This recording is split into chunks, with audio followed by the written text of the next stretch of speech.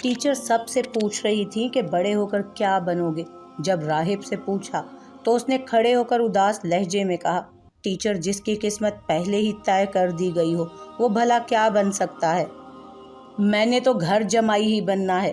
اس کا جواب ٹیچر اور باقی تمام اسٹوڈنٹس کو حیران کر گیا۔ کیا مطلب؟ وہ الجھی نگاہوں سے اسے دیکھتے ہوئے بولی، مجھے اڈاپٹ ہی اسی لیے کیا گیا ہے۔ وہ 8ویں جماعت کا طالب علم نہایت رنجیدہ انداز میں گویا ہوا۔ اس کی بات پر پوری کلاس حیران پریشان تھی کیونکہ وہ کوئی عام لڑکا نہیں تھا۔ وہ تو خاتون ابریش ملک کا بیٹا تھا۔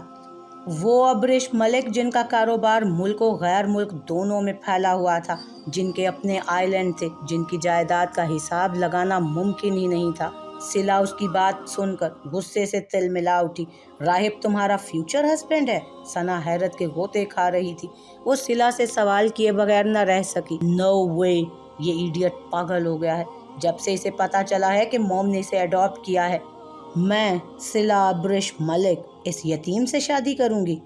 ہو کیا گیا ہے تمہاری سوچ کو؟ صلہ حقارت بھری نظر راہب پر ڈالتے ہوئے مغرور انداز میں بولی، میں 15 سال قبل میں پریگننٹ ہوں اور یہ بچہ تمہارا ہے۔ ہانیہ کے کہتے ہی ندیم کے پسینے چھوٹے تھے۔ ہانیہ نے مانو اس کے سر پر بم پھوڑا تھا۔ وہ خود بھی پریشان لگ رہی تھی۔ کیا کہا تم نے ابھی؟ وہ بے یقین سی کیفیت میں آنکھیں پھاڑ کر دوبارہ استفسار کرنے لگا۔ اسے اپنی سماعتوں پر اعتبار نہیں ہو رہا تھا۔ ندیم، میں پریگننٹ ہوں۔ اس بار ہانیہ کی آواز بھرائی تھی۔ کیا بکواس کر رہی ہو؟ تم جانتی بھی ہو کہ تم کیا کہہ رہی ہو؟ اس کے اوسان خطا ہوئے تھے ہانیہ کی بات سن کر۔ وہ اپنے چہرے پر آنے والا پسینہ صاف کرتے ہوئے اپنے ارد گرد اسٹوڈنٹس کو دیکھنے لگا۔ وہ دونوں اس وقت یونیورسٹی کی کینٹین میں موجود تھے۔ اسے فوراً ہی خوف لاحق ہوا کہ کسی نے ہانیہ کی بات سن تو نہیں لی، لیکن سب کو اپنی اپنی مصروفیات میں مگن دیکھ کر وہ دوبارہ ہانیہ کی طرف متوجہ ہوا۔ دبی آواز میں دانت پیستے ہوئے غصے سے بولا، میں جانتی ہوں کہ میں کیا کہہ رہی ہوں۔ مجھے خود کچھ سمجھ نہیں آ رہا۔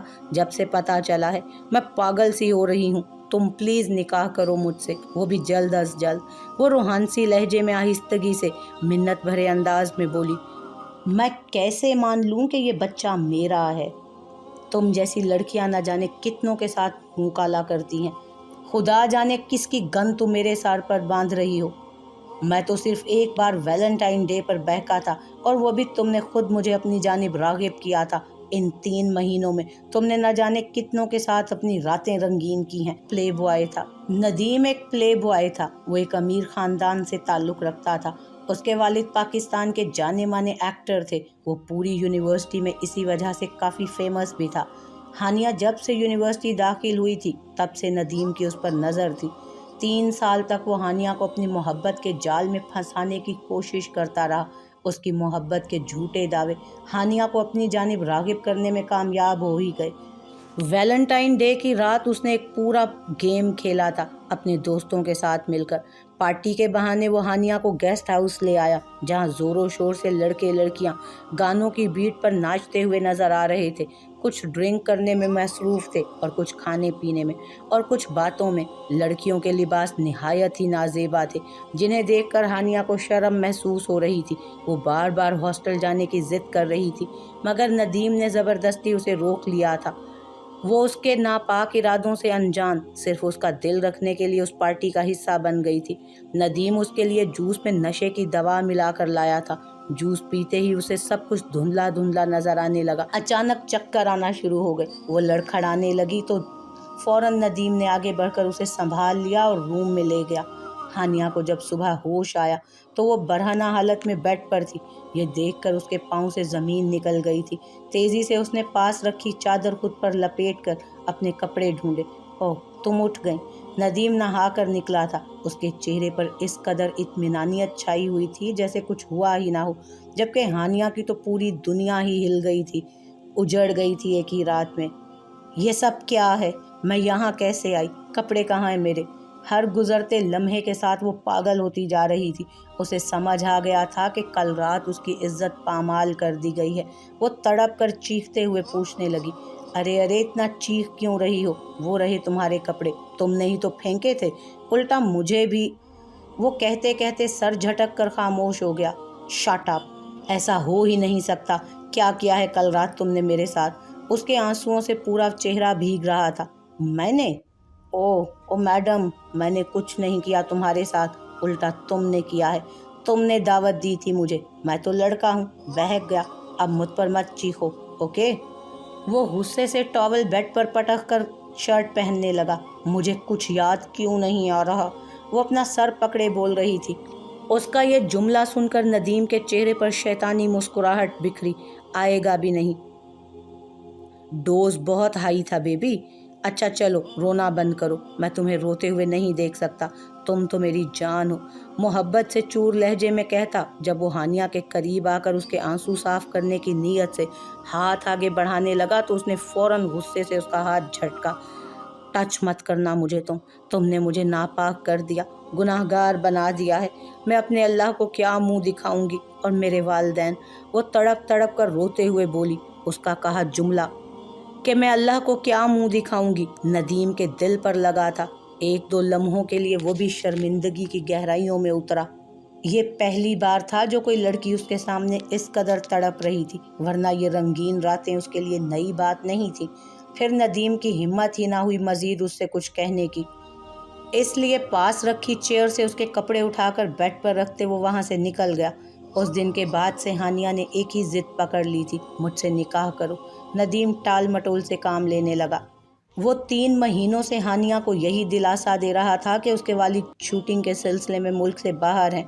जैसे ही लौटेंगे वो उनसे हानिया के मुतालिक शादी की बात करेगा, धूमधाम से पूरी दुनिया के सामने उसका हाथ थाम कर उसको अपनी दुल्हन बनाएगा। मगर 3 महीने गुजरने के बाद हानिया आज उसे अपने प्रेग्नेंट होने की इत्तला दे रही थी। एक लफ्ज़ और कहा ना तो ज़ुबान खींच लूँगी। मैं कोई ऐसी वैसी लड़की नहीं हूँ और ये बात तुम भी अच्छी तरह जानते हो।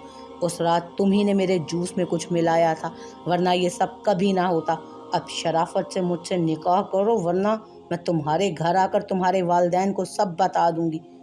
अपने किरदार पर नदीम की उंगली उठाता देख वो गुस्से से चिंघाड़ते हुए उठ खड़ी हुई और बोली। उसने अपने गिर्द बैठे स्टूडेंट्स का भी लिहाज नहीं रखा। उसके चिंघाड़ते ही सब उन दोनों की तरफ मुतवज्जो हुए थे। आहिस्ता बोलो, सब देख रहे हैं। अपनी नहीं तो मेरी ही इज्जत का ख्याल कर लो। मैं तुम्हारी तरह एक मामूली से दर्जी का बेटा नहीं हूँ। वो दांत कचकचाते हुए हानिया को गुस्से से देखकर लहजे में हकारत भरे बोला था। चलो तुम मेरे साथ। वो सबके सामने उसका बाजू पकड़कर बाहर की जानिब चल दिया। छोड़ो मुझे। वो मुसलसल अपना बाजू छुड़वाने की कोशिश कर रही थी, मगर मुकाबिल की पकड़ काफ़ी मजबूत थी। वो नाजुक सिफ्त उससे अपना हाथ छुड़वा ही ना सकी। कहाँ ले जा रहे हो मुझे? छोड़ो।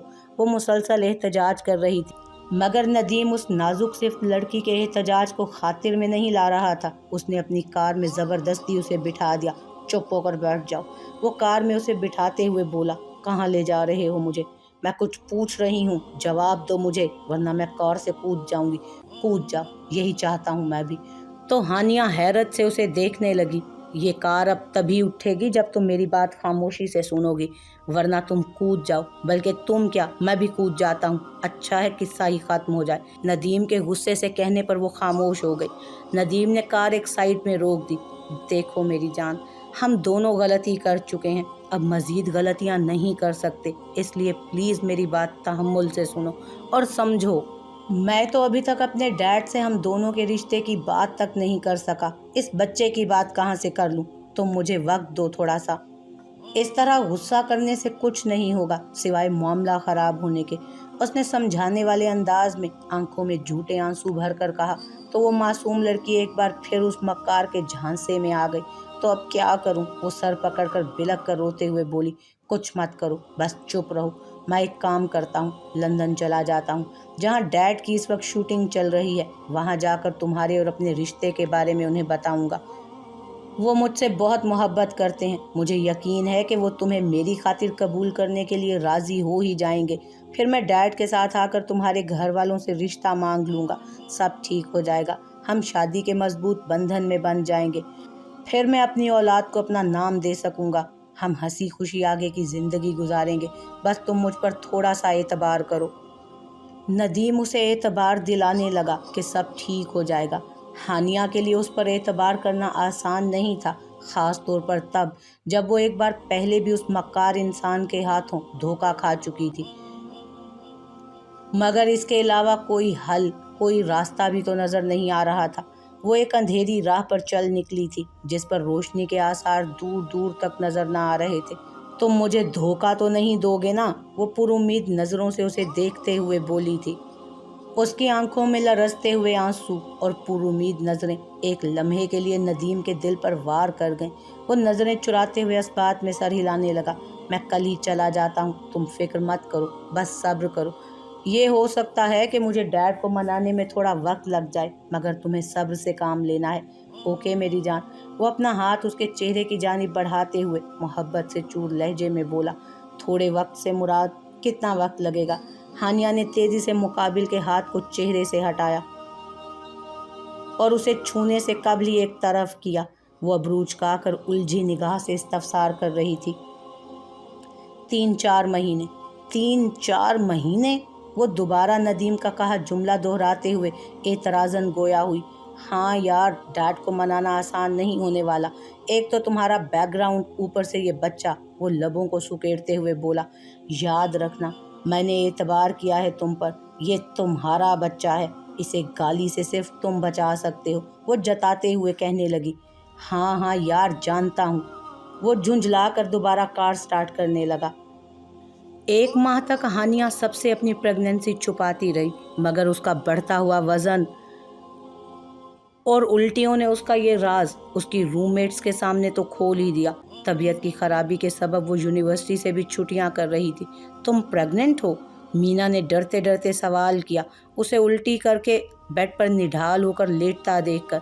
क्या बकवास कर रही हो? ये कैसे प्रेग्नेंट हो सकती है? इसकी तो अभी तक शादी भी नहीं हुई।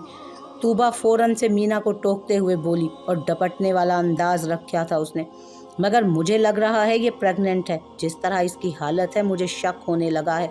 मीना की बात सुनकर हानिया के हाथ पांव फूल गए। 1 माह गुजर चुका था मगर नदीम ने पलटकर खबर तक ना ली। ऐसा कुछ नहीं है, हम इसे 3 सालों से जानते हैं। सिवाय नदीम के ये किसी को घास भी नहीं डालती और नदीम भी 1 महीने से गायब है। फिर प्रेग्नेंट कैसे हो जाएगी? माहम बीच कन्वर्सेशन में कूदी और हंसते हुए मज़ाहिया अंदाज में गोया हुई। उसकी बात सुनकर तूबा भी हंसने लगी, जबकि मीना की निगाह तो पत्थर की बनी हानिया पर टिकी थी। वो इतनी बड़ी बात पर भी मुंह में दही जमाए बैठी थी। उसकी खामोशी मीना के शक को यकीन में बदल रही थी। तुम कल डॉक्टर के गई थी ना? क्या कहा डॉक्टर ने? क्यों आ रही थी तुम्हें ये उल्टियाँ? मीना किसी तफ्तीशी अफसर की तरह तफ्तीश करने लगी। कुछ नहीं, बस दवाई लिख दी है। वो आंखों पर हाथ रखे धीमे लहजे में बोली।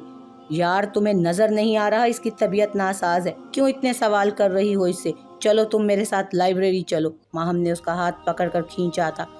यार मैं थक गई हूँ, तूबा को ले जाओ। वो बिस्तर पर गिरते हुए बोली।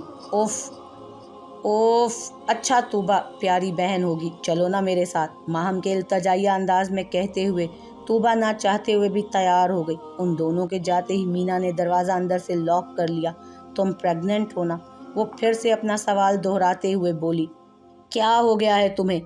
क्यों फालतू सवालात कर कर के मुझे तंग कर रही हो? दिमाग तो ख़राब नहीं हो गया तुम्हारा? हानिया मीना के लाइब्रेरी ना जाने की वजह जानती थी। उसका जहन इन सवालों के लिए तैयार था। वो झुंझलाकर मीना को टालने की कोशिश कर रही थी। हानिया प्लीज़, अगर कोई प्रॉब्लम है तो मुझे बताओ, शायद मैं तुम्हारी कोई मदद कर सकूं। इस तरह पूरे दिन हॉस्टल के कमरे में पड़े रहने से या नदीम को बार बार कॉल करने से कुछ नहीं होगा। उसके कहते ही हानिया की आंखों में आंसुओं की लड़ी लग गई, जिसे वो साफ करते उठ बैठी। मैं प्रेग्नेंट हूँ। बड़ी मुश्किल से बिलक बिलक कर रोते उसने जुमला अदा किया। हानिया को मदद की सख्त ज़रूरत थी। वो समझ नहीं पा रही थी कि उसे आगे क्या करना है। नदीम तो सुनहरे ख्वाब दिखाकर गायब हो चुका था। नदीम का इंतज़ार करते करते 1 माह गुजर गया था। उसकी हालत लोगों पर आश्कार ना हो जाए, यही डर हर वक्त उसे लाहक रहता था। मुंह को तकिए में छुपाकर रात रात भर रोती रहती। वो अपने माँ बाप की इकलौती बेटी थी। उसके वालिद कोई अमीर कबीर आदमी नहीं थे। वो एक टेलर की बेटी थी। दुकान से इतनी आमदनी हो जाती थी कि वो गुजर बसर आराम से कर सकते। जब पहली बार वो यूनिवर्सिटी के दरवाजे से दाखिल हुई तो बड़े बड़े ख्वाब आंखों में लिए हुए थी। वो ख्वाब जो उसके साथ दिन रात रहा करते थे, जो उसकी आंखों में बसते थे, जो हर लम्हा लबों पर सजे रहते थे। एक बड़ी फैशन डिज़ाइनर बनने का ख्वाब, लेकिन ज़िंदगी इस तरह के भी दिन दिखाएगी, ये उसने ख्वाब में भी नहीं सोचा था। उसने मीना को अपने साथ हुआ पूरा वाक़या बताया। तुम बेवकूफ़ 4 महीनों से ये सब छुपाती फिर रही हो, बजाय इसके कि तुम हमसे अपनी प्रॉब्लम शेयर करती। मुझे तो उसी दिन शक हुआ था जब तुम कैंटीन पर नदीम पर चीखी थी। उसके कहते ही हानिया रोते हुए उसके गले से आ लगी। अरे मेरी जान, रो मत, तुम्हारी गलती नहीं है। उस कमीने ने जाल में फंसाया है तुझ मासूम को। वो तेरी सादगी का फ़ायदा उठा रहा था। मीना ने दिलासा देते कहा। अब मैं क्या करूं? पहले तो रोना बंद करो। हम कल ही डॉक्टर के यहाँ जाएंगे और ये बच्चा गिरवा देंगे। तुम परेशान ना हो, ये अब मुमकिन नहीं रहा। मैंने डॉक्टर से बात की थी, वो बिलख कर बोली। तो फिर उसकी बात सुनते ही मीना भी परेशान हो गई थी।